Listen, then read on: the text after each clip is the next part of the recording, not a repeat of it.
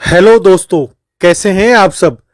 आशा है आप सब अपने अपने घरों में स्वस्थ होंगे, खुश होंगे। पिक्सल परिवार में आपका फिर से स्वागत है। आज की कहानी एक ऐसे महाराजा की कहानी है जो रोज 100 अंधे लोगों को खाना खिलाया करते थे।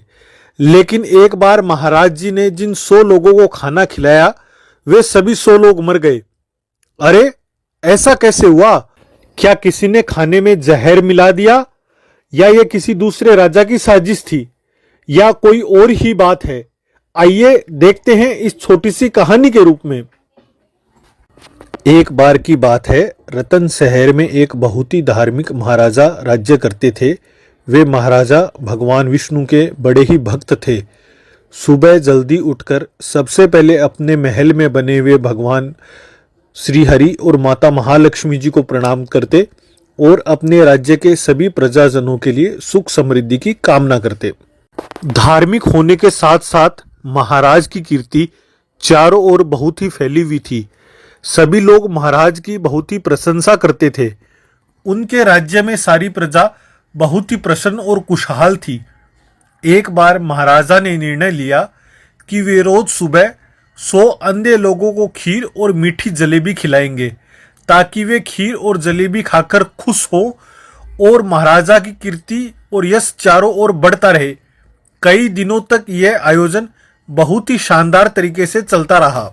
एक दिन दुर्भाग्यवश खीर वाले दूध में सांप आ गया और सांप ने पूरे खीर और दूध में विष डाल दिया। हर दिन की तरह महाराज ने आज भी 100 अंधे लोगों को खाना खिलाया। परिणाम स्वरूप खीर खाने वाले सभी अंधे लोग मर गए। इस भयानक घटना से महाराज अत्यंत दुखी हो गए। उन्हें लगने लगा कि 100 निर्दोष लोगों की मृत्यु का पाप उनके सिर पर है। पाप से मुक्ति की तलाश में उन्हें अपना राज्य छोड़कर तपस्या करने का निर्णय लिया। अब महाराजा ने अपना वेश एक सन्यासी की भांति बना लिया और जंगल की ओर निकल पड़े। जंगल की ओर बढ़ते हुए महाराज एक छोटे से गांव में पहुंच गए। वहां उन्होंने चौपाल पर बैठे हुए लोगों से पूछा, क्या इस गांव में कोई भक्त परिवार है जहां मैं एक रात के लिए ठहर सकता हूं?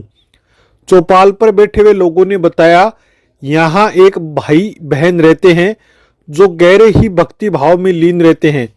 आप उनके घर पर ठहर सकते हैं। महाराजा उन भाई बहन के घर गए। उन भाई बहन ने बड़े ही भक्ति भाव से महाराजा को अपने घर में ठहरा लिया। अगली सुबह जब महाराजा उठे तो उन्होंने देखा बहन ध्यान में लीन थी।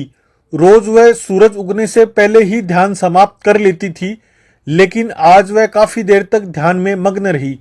जब वह ध्यान से उठी तो उसके भाई ने कहा, बहन, आज तू इतनी देर तक ध्यान में क्यों रही?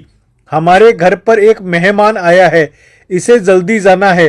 तुम्हें ध्यान से जल्दी उठ जाना चाहिए था। लड़की ने जवाब दिया, भैया, ऊपर धर्मराज एक उलझन में थे।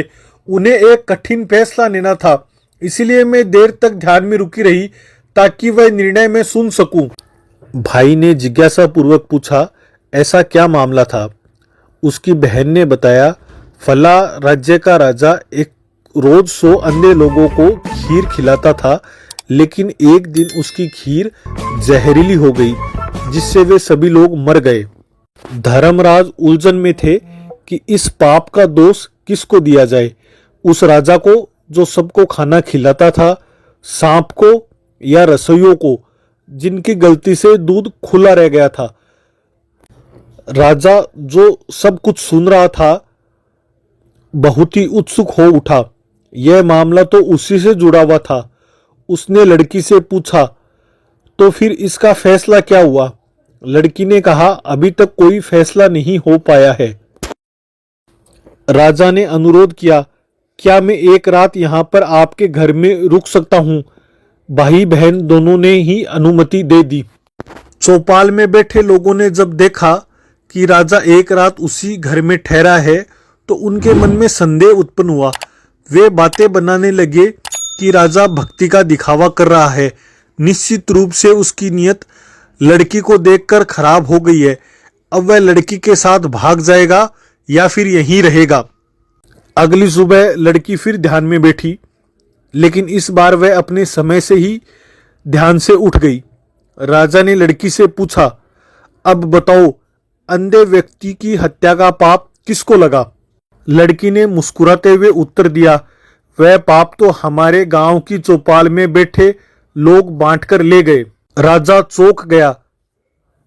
तब लड़की ने उसे समझाया, जो लोग दूसरों की निंदा करते हैं वे अनजाने में ही उनके पाप अपने सिर पर ले लेते हैं।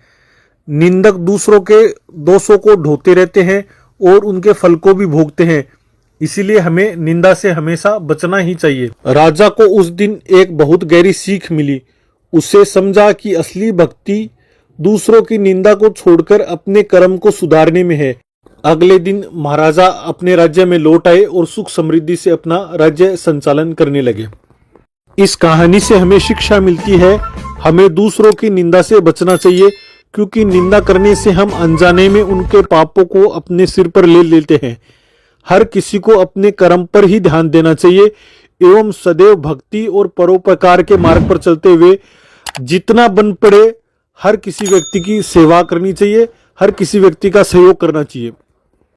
तो देखा दोस्तों आपने, हमेशा सही मार्ग पर चलने से और भगवान की भक्ति करने से महाराजा अपने पाप से मुक्त हो गए।